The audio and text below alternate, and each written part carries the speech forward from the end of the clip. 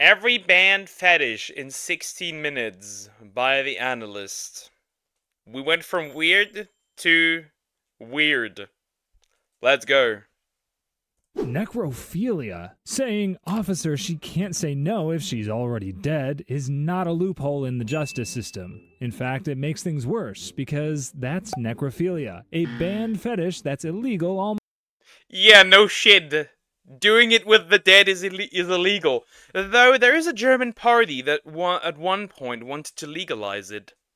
Almost everywhere. Basically, necrophilia is when you're sexually attracted to unalived people. A corpse is like a supermodel to you. Meanwhile, visiting a morgue is like watching a Victoria's Secret fashion show for you. That's why you often see necrophiliacs working in funeral homes and morgues. But getting turned on by dead bodies is one thing. Doing it with a corpse is an entirely different thing. That is where the law often draws the line, making it clear no one should be treating a dead body like a... We know. We know there's yet still people that would want to do it. There was a party that would. The youth party in Germany of the Free Democrats wanted to legalize that. Shit is interesting. I swear, officer, she was alive before I put it in. I mean, yeah. I just died. Just dying to screw a corpse. Oh no! A blow-up sex doll. And it all starts with the important ingredient called consent. When you're dead, you really can't say yes or no to anyone, even if it's someone like Sydney Sweeney wanting a piece of that cold body. So when someone, even a dead person, can't give their consent, that's automatically... I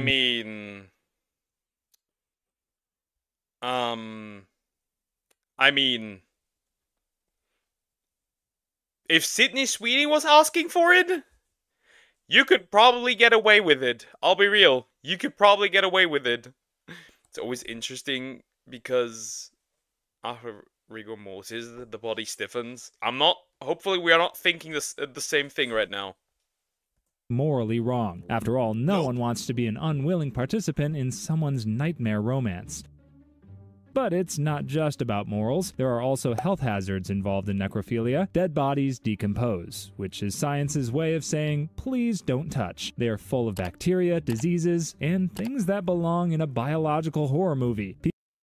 I don't think that these people care. If anything, it will probably turn them on more. Officer, I'm a vampire, so it's technically not a crime. Real.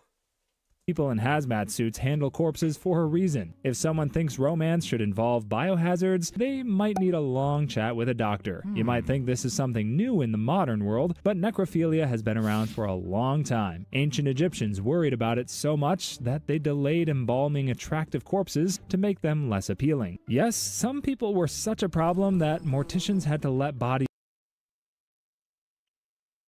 Doing the deed with mummies? What? Huh? No, Somax, no! No! You can't disturb the dead! These rot a little first. Then in the 1800s, grave robbers stole bodies for medical schools, and some could not keep their hands to themselves. Coprophagia. Some people take the phrase, waste not, want not,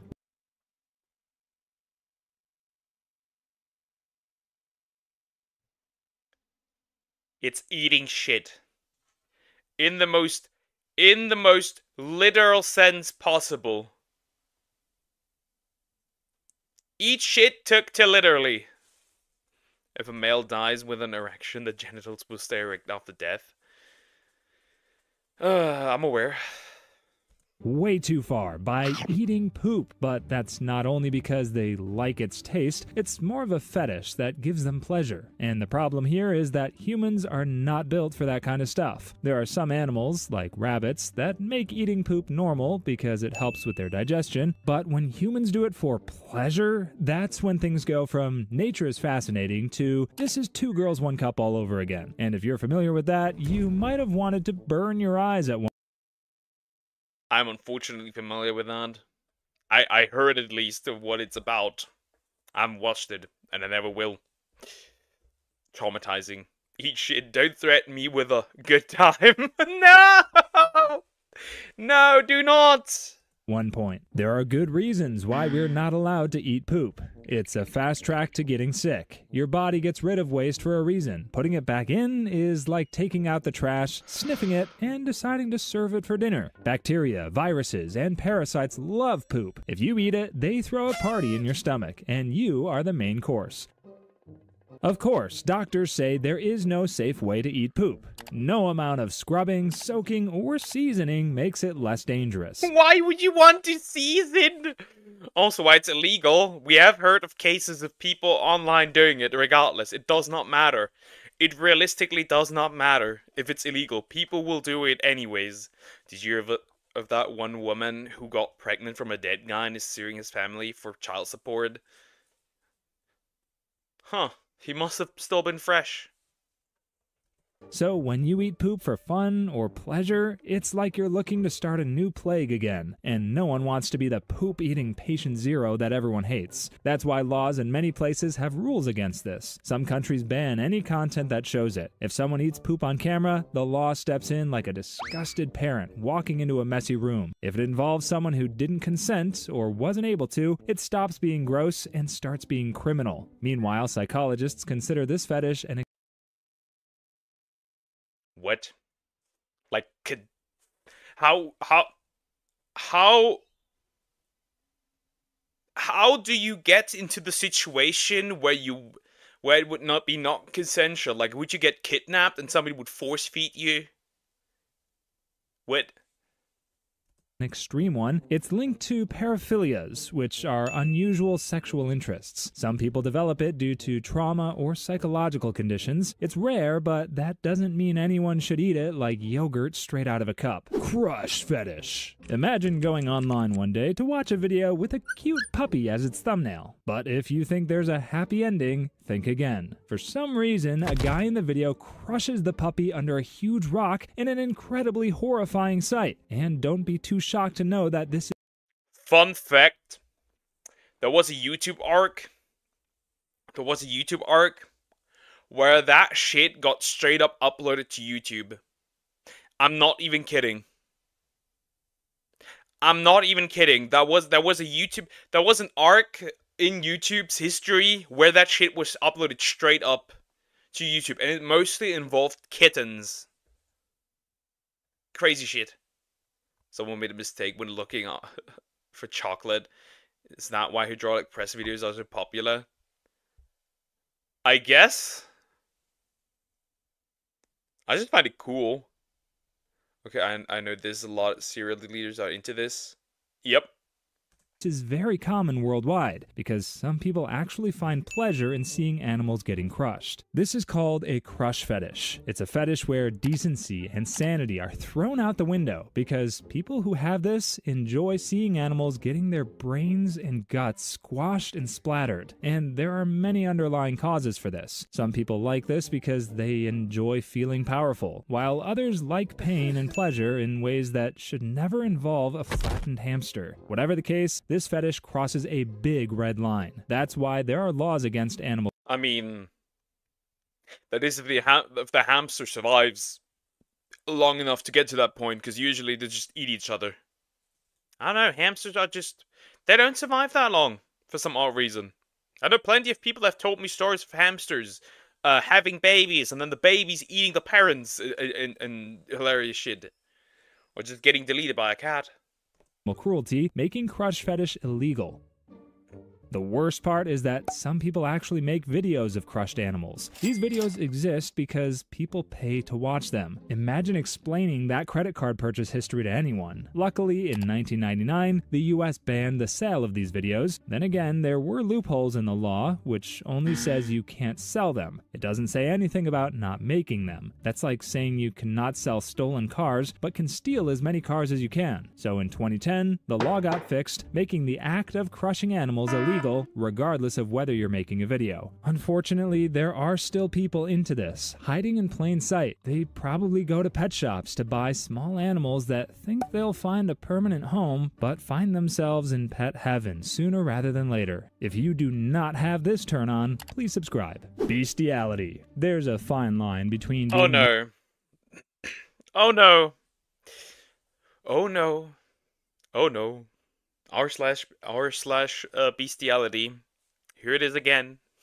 No, no. Animal lover and being a person who makes love to animals. The latter is bestiality, which means having sexual contact with animals or any living and breathing creature that isn't human. But it's not a weird fetish because it's actually illegal in most places. The first reason is that animals are not dating apps where you can swipe left or right and then They also can't consent. Spoiler alert. Spoiler alert to any woman who might like this, because apparently there's a lot of women out there who like this. Your dog is not your partner. You're supposed to protect it, not do it.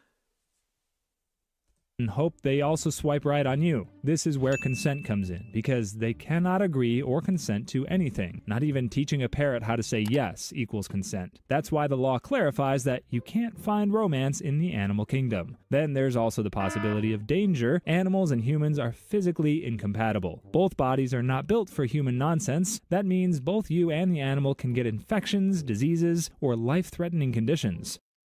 Yeah, the real animal is cute, early not fetish. Yeah, obviously. Animals are awesome. Not in this way, though. If your life choices put you in the same risk category as medieval plague victims, you're doing something wrong with your romantic preferences. Of course, it's also a form of abuse. Some people think bestiality is cool, edgy, and rebellious. It's not. There's a difference between being a societal rebel and a guy who's into illegal stuff with animals, even if some places don't have specific bestiality. This fetish gives stuffing a turkey a completely different meaning, I just realized. The more you know. Isn't that Simpsons dog? It sounds more like Family Guy. You know Brian? The dog there? Not your dog is not Brian. Laws, you're still looking at animal abuse charges. There's no secret cheat code that lets you get away with it. But there are times when it's not just about wanting to have sex with animals. Studies show that there are connections between bestiality and harming children or people. Basically, it boils. So that means that there's a connection between smashing dogs and smashing pudding people. Is it bestiality if it is a transformed druid? What the fuck? Boils down to a person's lack of common decency and empathy, which explains why hurting animals is on their to-do list. If they're willing to harm people, there's no reason to think they won't do the same to your dog. Snuff. Killing people is never a good thing, even if you're going to tell everyone it's for the sake of artistic. Obviously, deleting somebody, how do I put this? Deleting somebody should not be attractive. Thank you.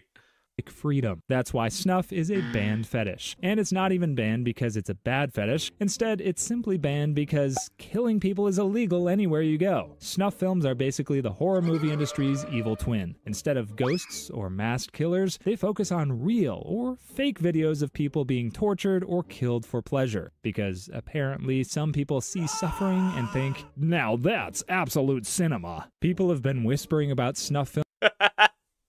Oh! That is peak cinema. Peak. What the heck is going on? Not much to say here. Films for decades, like they're some dark secret of the underground film world. The good news is that no real snuff films have ever been proven to exist. The bad news is that some filmmakers decided to fake it till they make it by making movies where people look like they're dying for real. All because some people out there have a snuff fetish and missed the memo that horror movies exist for a reason. Even if someone actually wanted to make a real snuff film, they're banned because murder and homicide are illegal almost everywhere. You can't use creative and artistic freedom as a defense when you're on trial for murder. The law already has a firm stance on that whole. But, Your Honor, I didn't, delete them maliciously. I am an artist. I wanted to create, I wanted to realize my creative vision. What? thou shalt not kill thing, so there's no need for extra rules about snuff films. If murder is off the table, filming it for fun definitely is too. Ephebophilia. Move over, Leonardo DiCaprio, because some people actually think 18-year-olds are too old. That's where ephebophilia comes in. It's a sort of fetish where an adult is attracted to teenagers, usually somewhere between 14 and 18. It's already bad enough that teenagers are basically half-formed humans running on energy drinks and bad decisions. They think they know everything, but still need help remembering where they left their shoes. So if you combine teenagers with adults with a thing for them, I mean, there's not much to say. There's not much to say here. the danger levels reach maximum output. The ban is basically rooted in the fact that a teenager's brain is still under construction. You're looking at a computer with too many tabs open, and half of them are frozen. Though, to be fair, some teenagers' brains never grow over the under construction line, because, you know, people running around like Johnny Somali, other adult retards, there are plenty. Japan blurs that line, kind of, because the age of consent there is 16. As far as I'm aware, I could be wrong. Take risks, have no sense of time, and will argue for an hour about anything. This means they're not in the right frame of mind to be dating adults who are supposed to know that teenagers are vulnerable because they're magnets for bad decisions. That means ephebophilia is just a fancy word for taking advantage of a vulnerable person. You can't even say that a teenager acts and looks mature for their age, because science is still undefeated in studies about human development. And the facts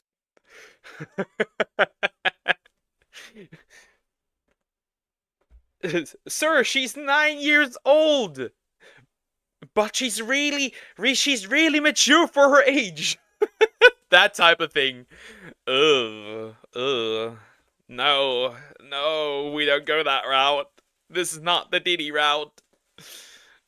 Put back the baby oil. Say that teenagers aren't as mature as you think they are. You'd probably admit that you regret around half the decisions you made when you were 16. This is why there are laws protecting teenagers from grown adults. You can't even marry teens under 18 in most societies, even though there are still cultures that allow young girls to marry older men. But at the end of the day, getting attracted to a teenager is not a free pass to be a creep. If a grown adult thinks a teenager is their perfect match, they do not need a date. They need a long walk into reality. Voyeurism. Imagine believing that I would more so say a long walk into a prison cell, but that's just me. Interesting. it's okay to be a perverted spy in regular society, secretly watching people doing private things. There's a reason things like changing clothes, having sex, and taking a shower are called private stuff. That's because people are supposed to do them privately, without worrying about an eye in the sky watching them. This is why voyeur. Obviously, I mean, you could just put it under stalking, to be fair. That's mostly just realistically just stalking. Voyeurism is a banned fetish. Voyeurs are usually people who enjoy watching people in intimate and vulnerable moments. They get a weird thrill from sneaking around and spying on others, like some kind of detective. Except instead of solving crimes, they are the crime. But enjoying something does not mean you get to do it. If that were true, people would be speeding, stealing candy, and taking naps at work without consequences. Laws exist for a reason. If you hide cameras in bathrooms, peek through windows, or record people without consent, you are not just breaking the law, but also begging for an orange jumpsuit and a reservation in the nearest prison. The problem is that technology has turned voyeurism into a full-time hobby. Interestingly enough, there's plenty of AI websites that make stalking, like, really incredibly easy, to the point where, like, you must ask the question why nobody's taking down these websites. Technically speaking, women can walk outside topless. Please no, my innocent eyes would like to be spared. Hobby for creeps. You can buy tiny cameras almost anywhere and put them in bathrooms and changing rooms without worrying about people spotting them. Drones can hover around like robotic peeping toms, catching people in their backyards, or even through their bedroom windows. There are even people who record others and post them online, only for the victims to wonder why everyone in public has been staring at them in lewd ways. Still, privacy is a basic right. No one wants to feel like they're starring in a thriller movie where the villain's main talent is I mean, once again, I'm a little crazy. If a woman stalked me like this, I would not complain. being sneaky and creepy. This is why voyeurism is essentially a universally banned act. There is also a psychological side to this. Many voyeurs do not stop at watching. Some start breaking into places or following people. In these cases, it's not just harmless curiosity anymore. You're basically asking to be the main character of a police report. Exhibitionism. It's okay to be proud of your parts downstairs, but that doesn't mean everyone should be just as proud as you are. Sure, you might have a 10-inch. Fun fact. Just so you know it. Only men here in Germany can be charged for public indecency. Like exposing yourself, only men can be charged for this one. Here in Germany. Now you would probably also get a woman in like the police would probably take a woman as well, but regardless. Fun fact. Member, but exposing your private parts in public is not the same as wearing flashy clothes. Basically, exhibitionism isn't the best fetish to throw out in the open. Some people have a thing for exhibiting themselves in public. Their brains are wired in such a way that they find it exciting that people see them in their birthday suits, exposing everything only their bathroom mirrors should see. But there's a reason why clothes were invented, and it's not only for warmth and protection. They're also there to protect the eyes of people who may not enjoy watching you in your naked glory. Meanwhile, there are also cases when exhibitionism is more psychological than sexual pleasure. Some people have a strong impulse control issue that prevents them from not showing their private parts. They must show wiener to public. Must show booba to public. Can't control. You regret saying that in a few years from now when you get really parasocial people in your community. People? I'm talking about women. Only women. So men don't fall into that category. know it's risky, but they just can't control the strong urge. Just like how you'd say you're only going to watch one episode before bed, but end up binging the entire season overnight. Regardless, there are laws against indecent exposure or public lewdness. The laws may vary from one place to another, but the fact is that showing your junk in public isn't the best idea. You might get fined or sent to prison, but the worst you could get is finding yourself on the sex offender list, which is like wearing a scarlet letter that says you're the worst of the worst. Somnophilia. It's late at night, and you want to go to dreamland after a Uh-oh. Where's that going? tiring day, but you don't know that someone has been waiting for you to fall asleep.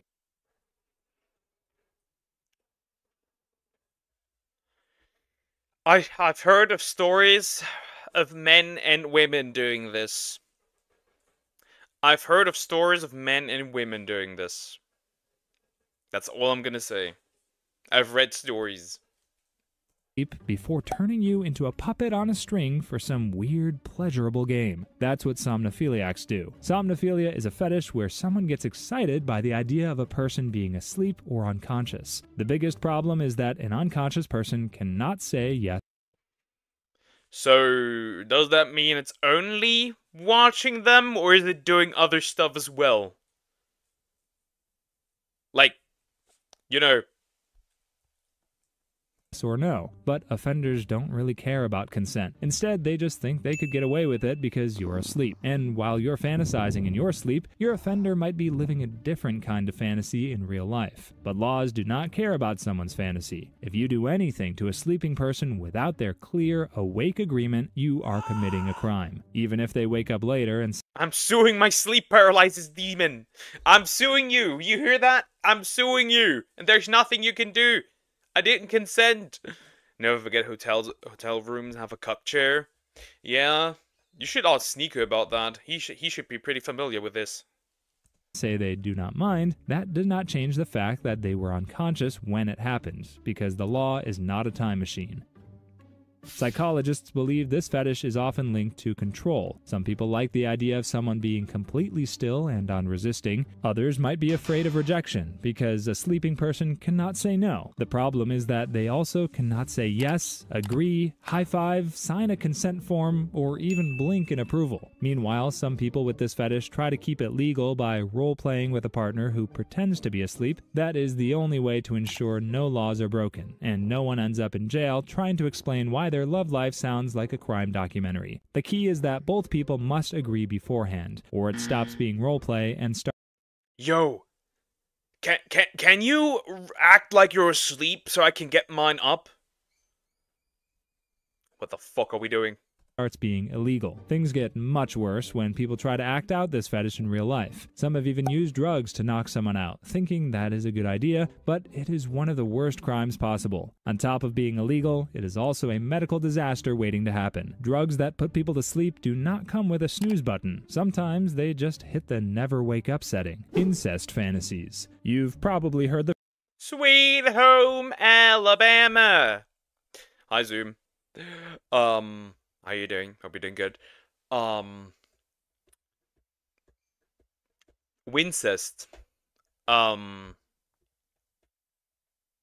It's not fun when they're not blood related. What the fuck? Not again. It's always here. It's always here. It exists. The phrase, "Help me stepbrother, I'm stuck," because that's the opening line to many of your favorite videos on PH, and there's a reason why they use step-siblings instead of actual siblings in their role-playing videos. Well, getting on with it with a step-sibling is still incest, but the real incest is what's actually banned or taboo. Incest is when close family members have a sexual relationship, but that makes sense. Obviously, gotta keep the plotline pure. What the fuck, Cocos? I mean, yes. In this case, a lot of royalty did that. A lot of royalty. some people think it's actually hot doing it with a sibling or a close family member, because for them, nothing strengthens a bond better than actually bonding. But there are good reasons why society banned incest, or any fantasies. And yet there's entire subreddit. There is an entire subreddit. It's legal to marry your first cousin in Japan. Fun fact: a lot of Turkish men. I know a lot of Turkish men, young men, who are like. There's this meme where like that they are really scared of like marrying their cousin. And I think here in Germany it should be fine too. I could be wrong. Related to it. The first is tied to genetics. Close relatives, especially siblings, have similar genetics. So a baby born out of incest has a much higher chance of getting unlucky in the genetic lottery. Imagine rolling the dice and landing on extra fingers. Serious health issues. I mean, extra fingers is still the least. It's still probably not even the worst thing that could happen. Imagine growing an extra arm or looking deformed. Obama music meme is strong. Yeah. Some people misunderstood the saying "love your family." Yeah, they wrote the love in capital, in all capital. USA most search stuff on the hub is fake stepfamily stuff. Oh god. Or looks exactly like Uncle Bob in baby form. That's because close relatives have too many of the same genes. And when bad genes team up, the results can be a disaster. Then there's the social mess. Incest throws a grenade into the entire family structure in most modern societies. If a parent, sibling, or close relative turns a family dinner into an orgy, it creates a weird and awkward setting that can cause emotional problems and lifelong therapy bills. But the problem is that there are still countries, or even rural places in America, that practice incest or try to normalize. Rural places, Alabama.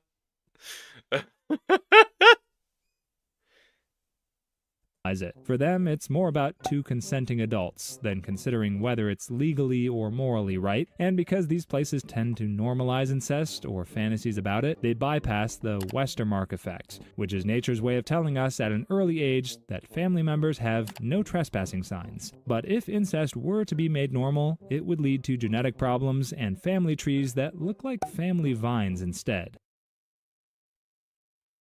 There was also one attempt here in Germany to legalize that as well. That's the end. We did not get banned. Not yet, at least. That is crazy. I don't know if I'm gonna upload that one. I have no idea.